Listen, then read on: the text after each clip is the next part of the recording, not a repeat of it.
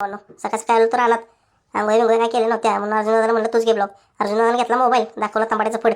आम्ही तोडत तो शेंगा, एवढ्या शेंगा बादली भरायची बाकी होती म्हणून छोटादा म्हणला त्या सरीला जाऊया. सरीला जातो तर काय झाडं मेली होती. छोटादा म्हणला झाडं गेला धोका कसा पोरी देते तसा. पुढे गेलो तरायला म्हणलं पोरं आपण जाऊया. एमएसआयटीचा क्लास होता तर चौघं गेलो गाडीनं गेलो तर एमएसआयटी सर म्हणलं 2 दिवसांनी या. मग परत घराकडे निघालो. या दोघांनी म्हणलं जावं आता केटीवनं चालत आम्हाला जायचं आत्याकडे गेलो. आत्याने दिले डोक्यावर पोती, ही पोती हातरली आणि पसरली आणि पोती मग छोट्यादा म्हणलं जाऊ गाडीवर रस्ता होता मग छोट्याचा आपला रायडर. हे बघा आता त्याचं स्टंट आपण दाखवतो तुम्हाला कसं झिरो मारते. त्यानं मारला झिरो तर निघालो आपण पोती घेऊन गाडीवर निघालो. तेवढं आला डंपर आडवा. म्हणलं आता डंपरवाला खातोय शिव्या, पण नाव वाचलं सावंत सप्लायर. म्हणलं भावाचं डंपर आहे सोडून द्यावा. न गेलो वाईच मिरच्या तोडल्या. म्हणलं शनिवारचा बाजार आहे उद्या, मिरच्या मागितलेल्या व्यापाऱ्यानं. मिरच्या तोडल्या. छोट्यादा वाईच मदत केली.